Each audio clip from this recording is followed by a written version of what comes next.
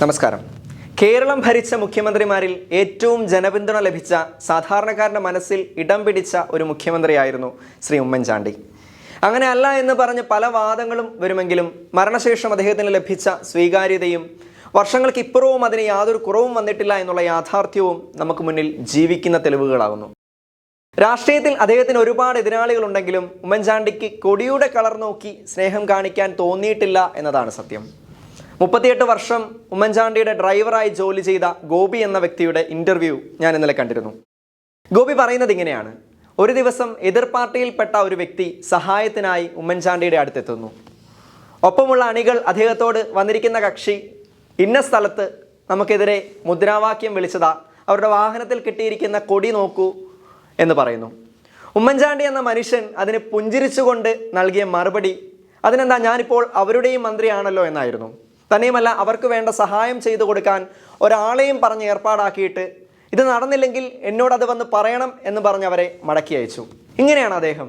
അതുകൊണ്ട് തന്നെ ഉമ്മൻചാണ്ടി എന്ന പേര് കേൾക്കുമ്പോൾ കേരള ജനതയ്ക്ക് പാർട്ടി ഭേദമന്യേ ഒരുപോലെ താല്പര്യമാണ്.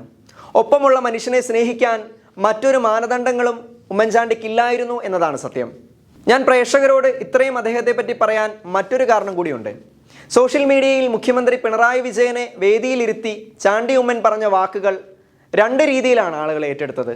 ഒരു ഭാഗം പിണറായിക്ക് ജയ് വിളിക്കുകയും മറ്റൊരു ഭാഗം ചാണ്ടി ഉമ്മനെതിരെ തിരിഞ്ഞ് പറഞ്ഞത് മോശമായി പോയി, അപ്പയുടെ ആത്മാവ് പൊറുക്കൂല എന്നൊക്കെയുള്ള വാദങ്ങളുമായി മുന്നോട്ട് വരികയും ചെയ്തു.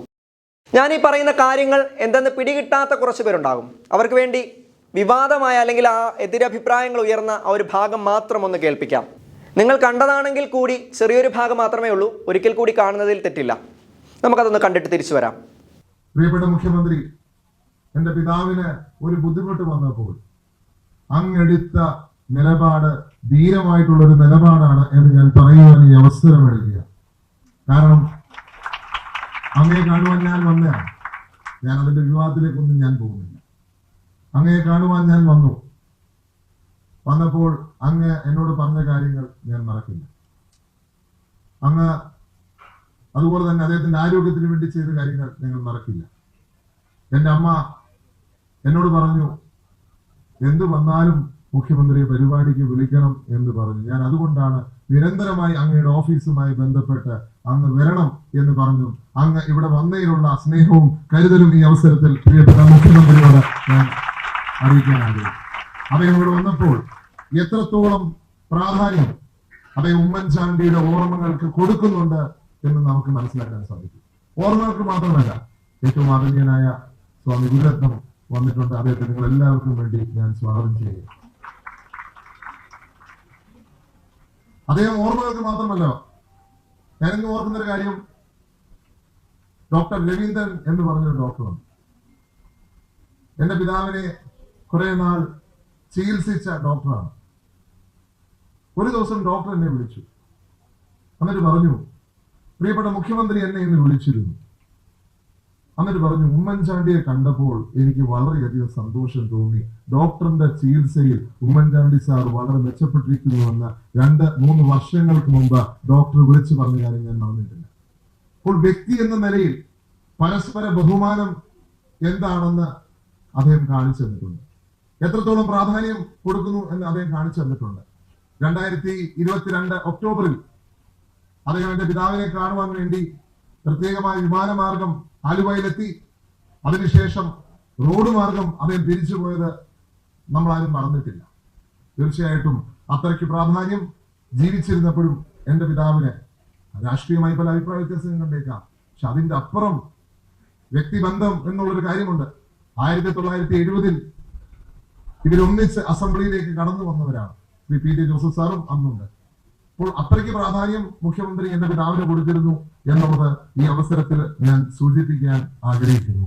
പ്രിയപ്പെട്ട മുഖ്യമന്ത്രി, അങ്ങയുടെ പ്രസൻസിന്, അങ്ങയുടെ സാന്നിധ്യത്തിന് പ്രത്യേകമായി നന്ദി ഒരിക്കൽ കൂടി ഞാൻ രേഖപ്പെടുത്തുകയാണ്. ഈ വീഡിയോ ആരൊക്കെ പോസ്റ്റ് ചെയ്തിട്ടുണ്ടോ ആ പോസ്റ്റുകളുടെ ഒക്കെ അടിയിൽ ഉയർന്നു വരുന്ന കമന്റുകൾ നിരവധിയാണ്. ശശിധരൻ എന്നൊരു വ്യക്തി ഇട്ട കമന്റ്, ഇയാൾ വിഴിഞ്ഞം തുറമുഖ ഉദ്ഘാടന സമയം ഉമ്മൻചാണ്ടി സാറിനെ മറന്നുപോയി, അത് ഓർക്കണം എന്നാണെങ്കിൽ ബാബു മത്തായി ഇട്ട കമന്റ്, ഉമ്മൻചാണ്ടിയെ ഇത്രയും ഉപദ്രവിച്ച ആരുമില്ല, ചാണ്ടിയോട് പറയാനുള്ളത് പിണറായിക്ക് സ്തുതി പാടരുത് എന്നായിരുന്നു.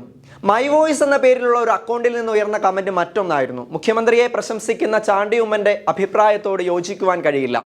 പിണറായിയുടെ നേതൃത്വത്തിൽ CPM നടത്തിയ ആക്ഷേപങ്ങളും വ്യാജ പ്രചാരങ്ങളും മറക്കാൻ കഴിയില്ല. ഇതുപോലെ അനവധി കമന്റുകൾ ഉയർന്നു വന്നു. ഞാനത് നിങ്ങളെ സ്ക്രീനിൽ കാണിക്കാം. എന്നാൽ ഇവയേക്കാളൊക്കെ ഏറ്റവും അതിശയിപ്പിച്ചത് മറ്റൊരു കമന്റാണ്. വാസ്തവത്തിൽ ആ കമന്റ് തന്നെയാണ് എന്നെ ഈ വീഡിയോ ചെയ്യാൻ പ്രേരിപ്പിച്ചതും. അത് പോസ്റ്റ് ചെയ്തിരിക്കുന്നത് ജോൺ ജോർജ് എന്നൊരു വ്യക്തിയാണ്. ഇതാണ് നല്ലയപ്പന് ജനിച്ചാൽ ഉള്ള ഗുണം. ചാണ്ടി ഉമ്മൻ നേതാവെ ധീരതയോടെ നയിച്ചോളൂ എന്നാണ് അതിൽ രേഖപ്പെടുത്തിയിരുന്നത്. ഏതാണ്ട് ഇതേ അർത്ഥത്തിൽ ചാണ്ടി ഉമ്മനെ സപ്പോർട്ട് ചെയ്തുകൊണ്ട് 3-4 കമന്റുകൾ കൂടി വന്നിരുന്നു.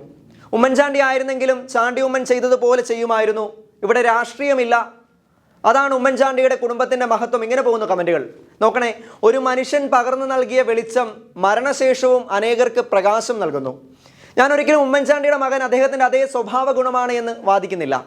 പക്ഷേ ചാണ്ടി ഉമ്മൻ ഇപ്പോൾ ഇവിടെ പകർന്നത് നീതിമാനായ ഒരു പിതാവിൽ നിന്ന് ലഭിച്ച നീതിബോധമുള്ള ഗുണങ്ങൾ തന്നെയായിരുന്നു.